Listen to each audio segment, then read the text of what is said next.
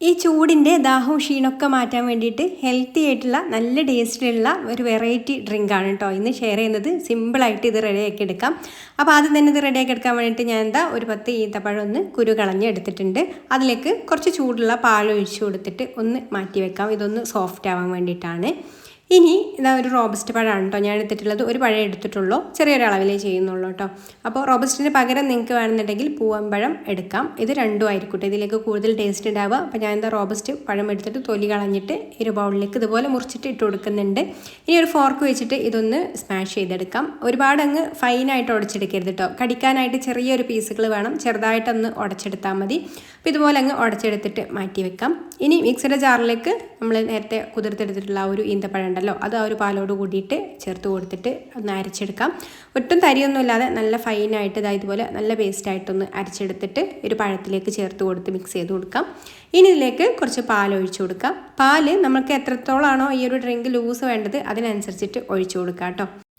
അപ്പോൾ ഞാൻ ആ ഒരു ഈത്തപ്പഴം അടിച്ച മിക്സിയിൽ തന്നെ കുറച്ച് പാലൊഴിച്ച് കൊടുത്തിട്ട് ഒന്നങ്ങ് അടിച്ചെടുത്തിട്ട് ഇതിലേക്ക് ചേർത്ത് കൊടുക്കുന്നുണ്ട്. ഇനി ഇതുപോലെ കുറച്ചും കൂടെ ഒരു കട്ടിയായിട്ടാണെന്നുണ്ടെങ്കിൽ കുറച്ചും കൂടെ ഒന്ന് ലൂസാക്കി എടുക്കാം കേട്ടോ. അപ്പോൾ ഞാൻ കുറച്ച് പാലും കൂടെ ഇതിലേക്ക് ഒഴിച്ച് കൊടുക്കുന്നുണ്ട്. അപ്പോൾ നമുക്ക് എത്രയാണോ നല്ല കട്ടിയായിട്ട് വേണമെന്നുണ്ടെങ്കിൽ അങ്ങനെ ഉണ്ടാക്കിയെടുക്കാം. കുറച്ച് ലൂസായിട്ട് നമുക്ക് ദാഹമൊക്കെ മാറാൻ കുറച്ച് ലൂസായിട്ടായിരിക്കും എപ്പോഴും നല്ലത്. അപ്പോൾ അതിനനുസരിച്ചിട്ട് റെഡിയാക്കി എടുക്കാം കേട്ടോ. അപ്പോൾ ഞാൻ ഇതുപോലെ കുറച്ച് ലൂസായിട്ടാണ് കേട്ടോ റെഡിയാക്കി എടുക്കുന്നത്.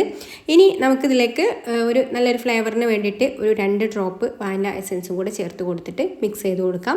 പിന്നെ തണുപ്പിനായിട്ട് ഐസ് ക്യൂബാണ് കേട്ടോ ചേർത്ത് കൊടുക്കുന്നത്. ആവശ്യത്തിന് ഐസ് ക്യൂബ് ചേർത്ത് കൊടുക്കാം.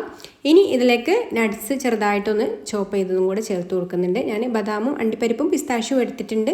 നിങ്ങളെ കയ്യിലുള്ള നട്ട്സ് എന്താണോ ഉള്ളത് അത് ചേർത്ത് കൊടുക്കുക. ഇനിയിപ്പോൾ നട്ട്സ് ഇല്ലെങ്കിലും കുഴപ്പമൊന്നുമില്ല കേട്ടോ. അപ്പോൾ ഇനി എല്ലാം കൂടി നന്നായിട്ടൊന്ന് മിക്സ് ചെയ്ത് കൊടുക്കാം. പിന്നെ മധുരം ഒന്ന് നോക്കിയിട്ട് നമുക്ക് കൂടുതൽ മധുരം വേണമെന്നുണ്ടെങ്കിൽ ഇതിലേക്ക് മധുരം ചേർത്ത് കൊടുക്കാം കേട്ടോ. പഞ്ചസാരയോ ഞാനിവിടെ 1 ടേബിൾ സ്പൂൺ കണ്ടൻസ്ഡ് മിൽക്ക് ചേർത്ത് കൊടുക്കുന്നുണ്ട്.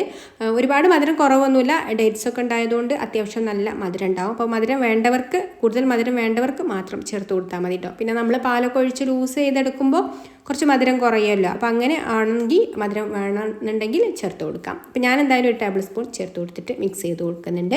അപ്പോൾ അത് ഇത്രയേ ഉള്ളൂ കേട്ടോ. എളുപ്പത്തിൽ ഉണ്ടാക്കിയെടുക്കാൻ പറ്റിയിട്ടുള്ള നല്ല ടേസ്റ്റിലുള്ള ഹെൽത്തി ആയിട്ടുള്ള ഒരു ഡ്രിങ്കാണ് ഇത്. ഒന്ന് ട്രൈ ചെയ്ത് നോക്കിക്കോളൂ. ഇഷ്ടമായിട്ടുണ്ടെങ്കിൽ ലൈക്ക് ചെയ്യാനും ഷെയർ ചെയ്യാനും ചാനലൊന്ന് സബ്സ്ക്രൈബ് ചെയ്യാനും ഫേസ്ബുക്കിലാണ് കാണുന്നതെന്നുണ്ടെങ്കിൽ പേജ് ഒന്ന് ഫോളോ ചെയ്ത് സപ്പോർട്ട് ചെയ്യാനും കൂടി മറക്കല്ലേ. അപ്പോൾ ഇനി മറ്റൊരു നല്ല റെസിപ്പിയുമായിട്ട് അടുത്ത വീഡിയോയിൽ കാണാം. Thanks for watching.